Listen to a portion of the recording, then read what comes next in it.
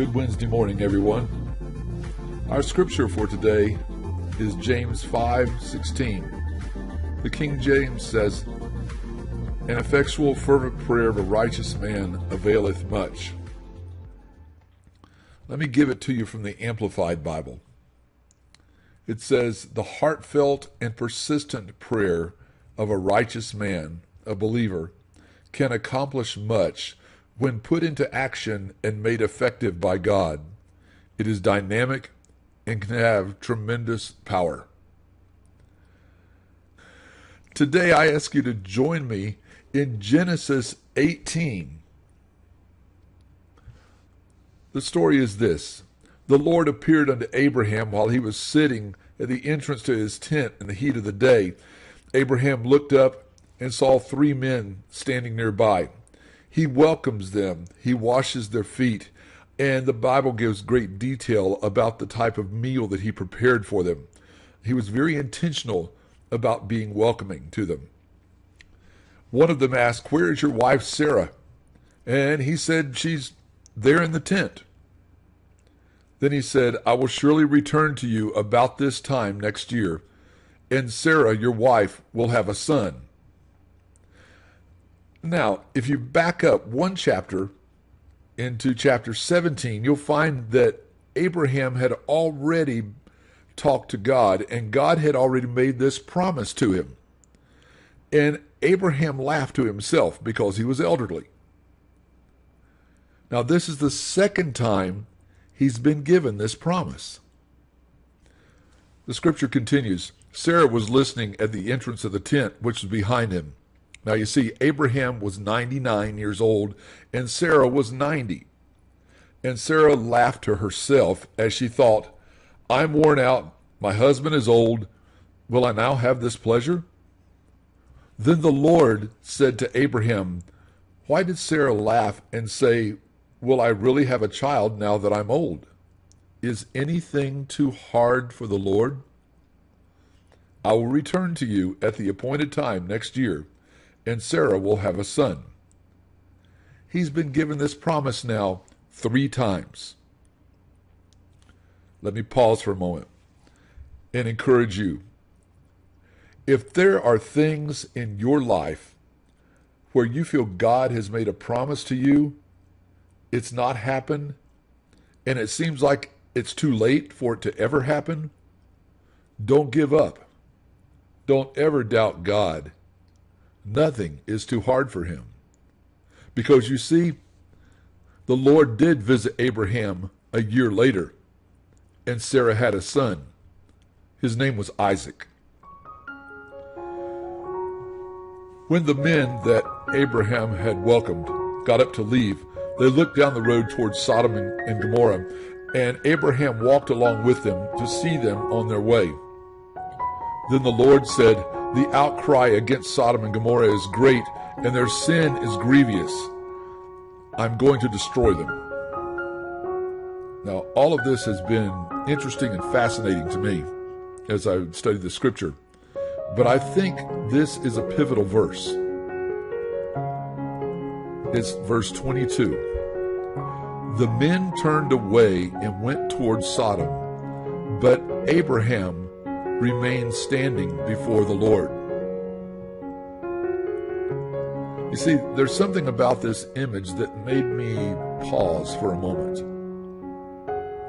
When everyone else had walked away, Abraham was left alone with the Lord. Again, let me encourage you today. If you find yourself in that situation where it seems everyone else has walked away and there's no one there for you but God himself, realize that's the very best place you can be. And Abraham talked to the Lord and asked him, "Will you sweep away the righteous with the wicked? What if there are 50 righteous people in the city? Will you really destroy it and not spare it for the sake of 50 righteous people?" And the Lord responded in mercy and said, "If I find 50 righteous people in the city of Sodom, I will spare the whole place for their sake. And then the bargaining process began. Abraham became a little bolder. And you'll read where the number went to 45 and 40 and 30 and 20 and finally 10. And you see where the Lord said, for the sake of 10, I will not destroy it. You see, Abraham stood in the gap. He pleaded for a city, even if there was only 10 righteous. Abraham is what we would call today an intercessor. He interceded for that city. Now, the scriptures don't give us a population for Sodom. We really have to speculate. But based on the culture and the area, it was probably somewhere between 45,000 and 60,000. Okay? So for the sake of calculation, let's take a conservative approach and say it was 50,000.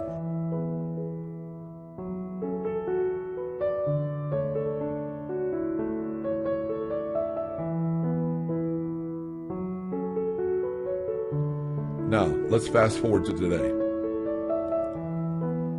On the news, we see images of riots and anarchy across our nation, across the world, in fact.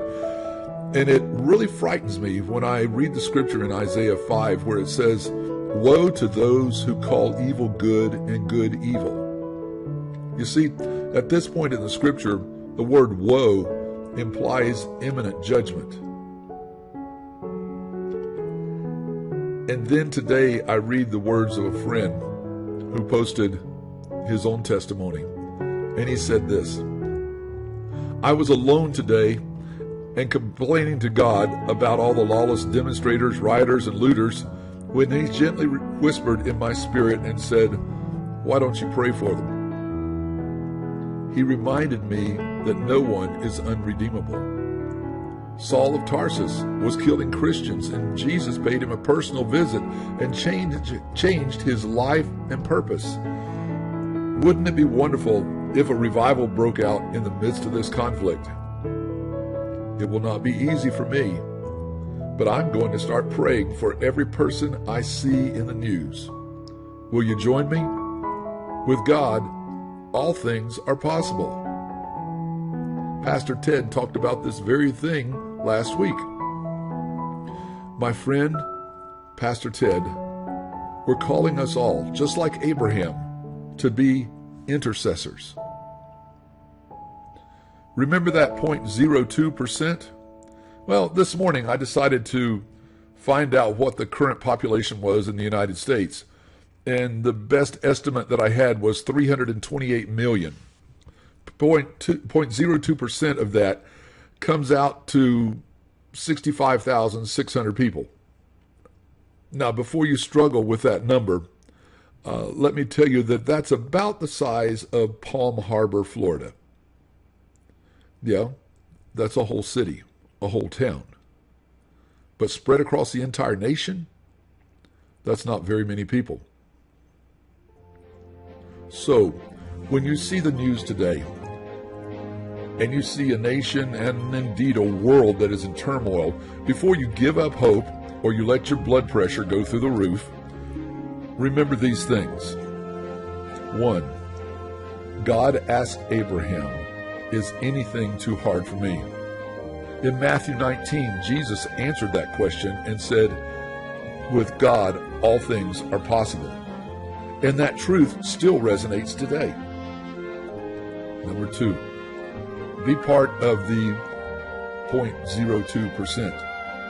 That is, intercede for our country, for the safety of those in danger, for the people, the individuals whose actions bring hate and destruction.